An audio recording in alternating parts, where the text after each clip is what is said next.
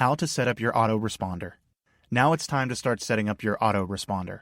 If you set up your AutoResponder properly the first time, it can pay you for years to come. There are many reasons for this, but the main thing is that once someone's on your list, so long as they stay on your list, you can continue to mail to them for years to come. You can do it either through follow-up messages that go out automatically over time, or just as straight-up broadcast messages where you're going to send an email to your entire list. So, when you're setting up your AutoResponder, the very first thing that you need to do is you create a list. Within Aweber, you can do that by clicking on Create and Manage Lists towards the top of the page. Then click on the big green button that says Create a List. Now, the very first thing that it's going to ask you is for a list name. Just make it something that will allow you to easily identify it with your offer. Then just give it a short description as well, and make sure the emails will be coming from you and your email address. Make sure you go ahead and save your settings. Next, what we can do is personalize our list. You can brand your list with all your information, so you can add in your company name, your URL, and email signature. You can connect it with Twitter and Facebook. But all of this stuff isn't a big deal, so I usually don't do anything there. What I'm going to worry about, though, is something under the Confirm Opt-in tab. A lot of people think that you have to make subscribers confirm their email address before you can send them any information. You can do that if you really want to, but I always recommend you turn it off. The reason why I recommend doing this and not having people confirm their emails is because you're going to get more signups this way. You're going to get more people on your list that way because too often an email can get blocked or just doesn't get through. And if it's your confirmation email, those people are never going to get the information from you that they signed up for. So I recommend that you have it off. Just go ahead and click on the Off button to turn off the Confirmed Opt-in and then click on Save Settings. Once you've got your list created, the very next thing you want to do is you want to create a web form.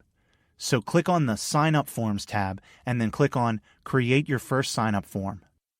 Aweber has a lot of different designs for the opt-in form, but if you're using either Optimized Press or WP Lead Gorilla, you don't need to worry about the design within Aweber.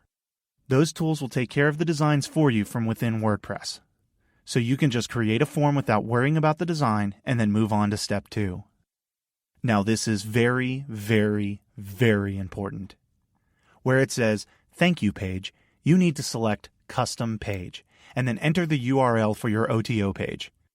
The very first thing that people are going to see needs to be your OTO page. So make sure that you put in your OTO page's URL into that custom page section. That's extremely important. I also like to have my already subscribed page be the OTO URL as well. If someone's already on the list and they try to sign up again, I like to go ahead and show them that OTO again, even if they've already seen it. The next step is where you can get the code right from Aweber, and you paste this code into the designated area within Optimized Press or WP Lead Gorilla. Or if you're creating a squeeze page with HTML, you can just paste the code where you want to have the opt-in form. It's really easy to do. The next thing you're going to do is you're going to add follow-up AutoResponder emails that are going to go out automatically over time. Now, the very first message needs to deliver what you promised on your squeeze page. So if you're giving away a report, make sure that first message they get has a link to the free report in it. To create your emails, you need to go to the Messages tab and select Follow-up Series. Then click on Create Your First Follow-up. I like to use the plain template for the emails, so what you do first is put in a subject line for the very first email. This is the email that goes to people immediately after they subscribe, so make it something like, "Thanks for signing up, here's your download." Then you need to actually write the email. Just thank them for signing up to download the report and provide the link for them to download it. You can introduce yourself if you want, tell them a little bit about your story, and how it relates to what you're offering. When you're done, just go to the next page and save the email. Then you just continue creating more emails. Provide more great content that's related to the offer, and promote your OTO as well. Also, make it so that each email goes out in 1 or 2 day intervals.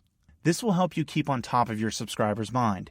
If you leave it too long between emails, there's a good chance they might not even remember you, or they may have moved on to reading some other marketer's email every day. The most important thing with your emails is you need to build trust. You need to provide value. The more trust you build and the more value you provide, the more sales you'll end up making when you promote an offer. Don't be one of those marketers who only sends promotional emails every day. People will unsubscribe quickly if you do that. All you need to do is provide more tips, more content, and engage with them. A list isn't just numbers. There are people on those lists. Ask questions to your list. Interact with them. Be personal. Treat your list well, and you're going to find your list will treat you very well.